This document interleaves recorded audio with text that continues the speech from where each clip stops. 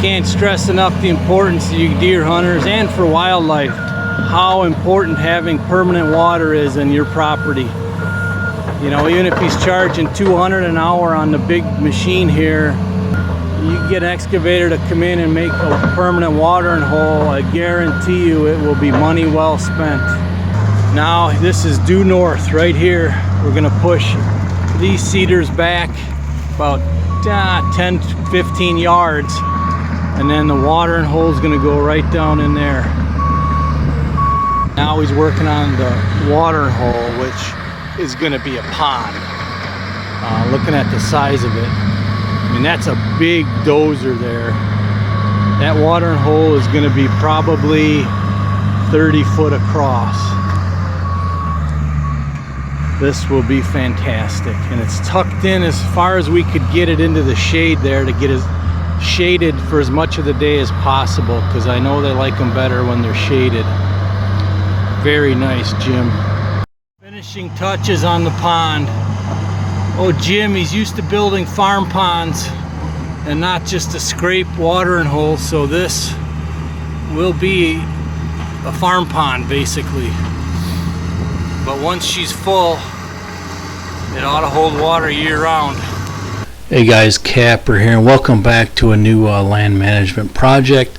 This was one of the lost videos I recovered. Anyways, this was our first microplot in the woods, and I'm having the excavators put a new watering hole in here. And I do this for a lot of reasons, but one of the reasons I put large watering holes next to my food plots is because if you have drought situations in the summer, you can actually use the watering holes to water your food plots, which can be a huge advantage later on. Not to mention, you know, just the wildlife aspect of it. You know, all of the critters use the watering holes. So join me. This is a really fun project, and I actually had them redo it twice, and I'll explain why here in the video. So let's get back into the woods. Thanks a lot.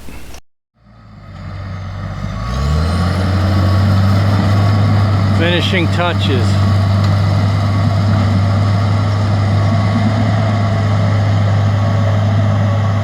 Alright, here's the finished product. We'll see if nature's going to be kind to us. There's a lot of rocks in there, and it's triple the size I wanted, but old Jim knows how to make a farm pond.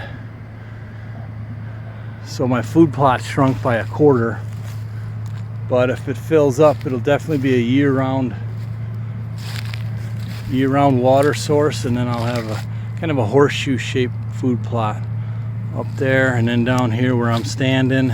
Okay, so real quick while we're here, a quick management tip. This is a screening cut I had done that first year that I got in there, because, you know, I don't know, whatever, 30, 40, 50 yards beyond that is a neighboring property.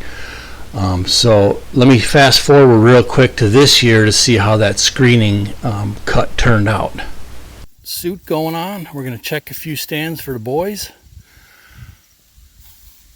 This is the first one. Look at the screening cut over here. I made this screening cut the first year we were here to shield that food plot, and look at how good it turned out. I mean, this is, you could see everything survived that I tipped over. Well, most everything. This cedar made it.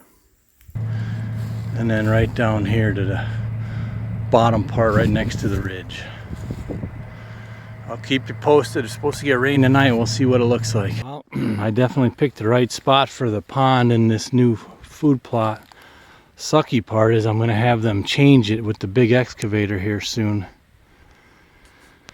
I'm going to have them slide the whole thing to the left about another 8-10 feet. Since the big excavator was there anyways, I wanted to tuck it in as far as I could to get it shaded. So that's what we're going to do. Man, I swear that thing is gotta be 18 foot tall at rest.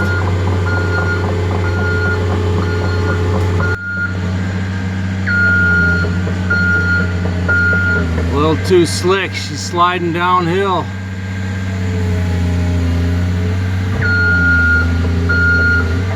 He had to put the bucket down to help him out there. Very nice.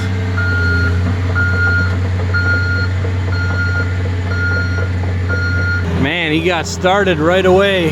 He's gonna drain it first, and then we're gonna fix this one up. We're gonna move it over to the left, and we're gonna make a better bank on it. It's gonna be deeper and hold more water. That should be a good one-time fix. And then this will be a permanent watering hole, year-round water source deep in the woods. So here I have probably my best micro plot on the entire farm.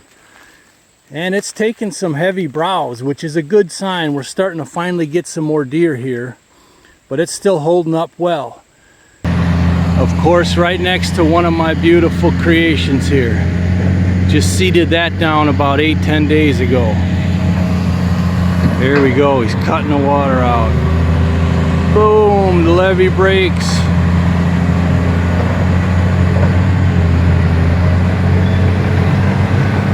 So I gotta show the dozer guy where to start. By the time I get back here, he'll have this watering hole darn near done. Look at it gushing out.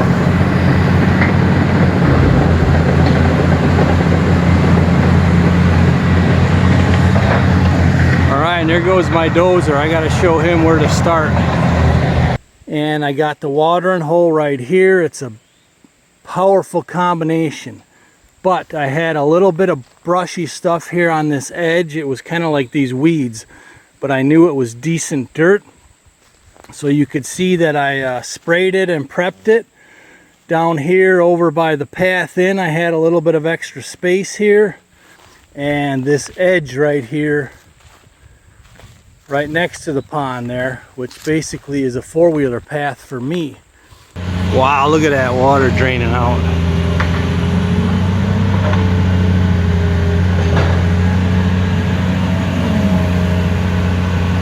You can see there, she's about 4 or 5 foot deep of water.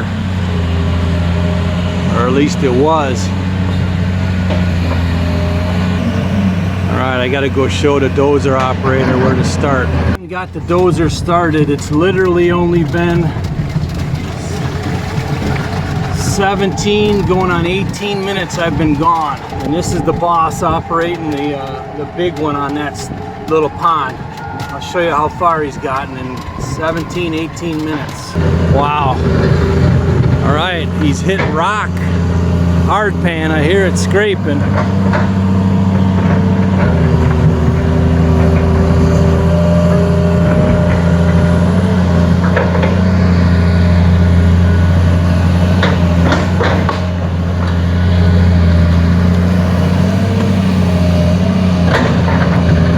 Baby now will be probably 7-8 foot deep when she fills, and I'm getting a lot of runoff right through the center of this food plot, which was kind of why I put this hole here.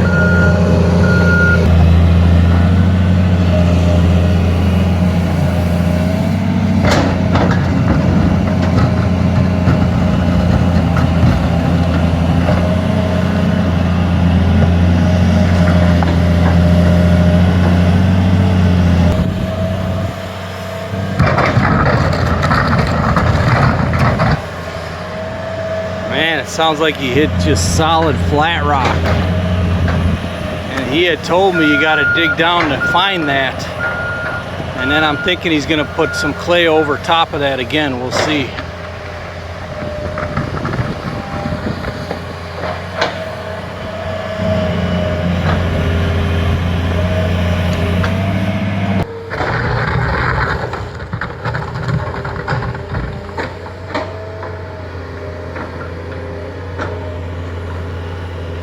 Right now where I'm standing, this berm is about 4 to 5 feet high right here.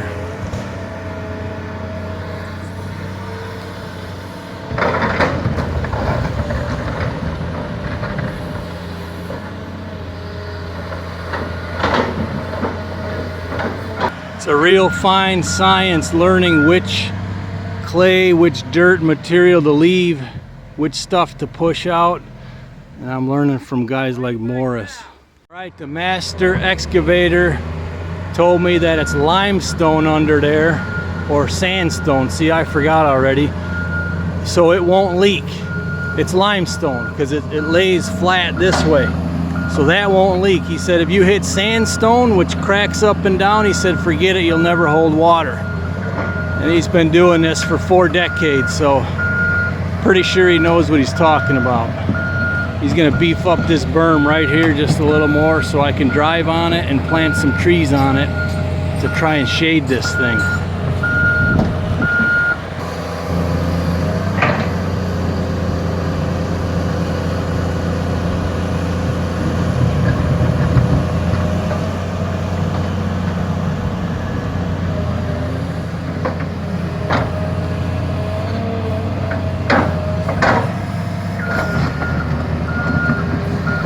Yeah, he calls it all good dirt, but I call it clay. It's really clay. But he uses good old boy terms. Excavator dirt. So if you are new to the channel, welcome aboard. Since this time when I used to hire out all this stuff, I ended up buying a Bobcat E42 mini excavator and a Bobcat T650 skid steer so I could do all this stuff myself. And recently we branched out into taking on some clients with our equipment as well. So hopefully you'll subscribe and we'll see you on some future projects and success. So thanks for joining us. Let's get back to the project.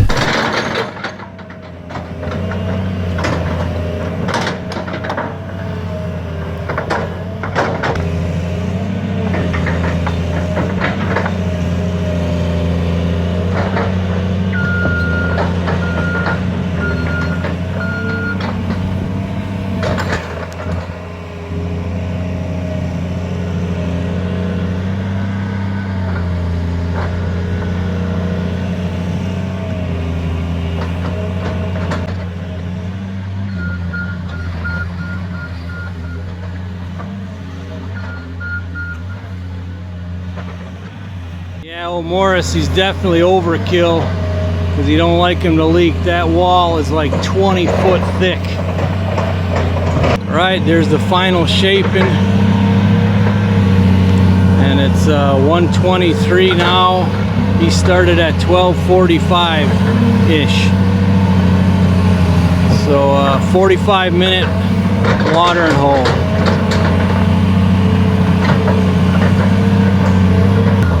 Get an excavator to come in and make a permanent watering hole, I guarantee you it will be money well spent.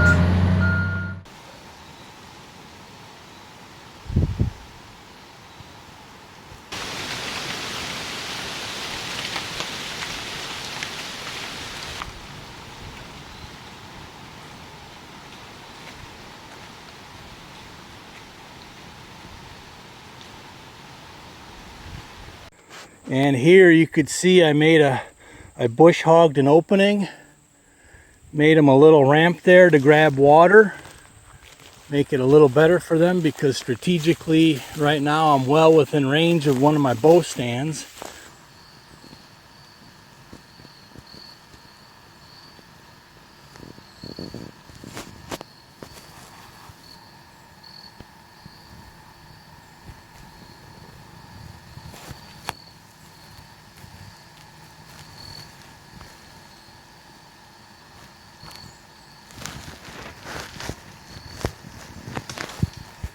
And I'm going to plant this all the way down here. I'm going to plant this edge of the berm in a fall mix. And then I got another nice clean spot for them to drink water right there. I'll probably overseed some of that. And I got a stand up here in the woods.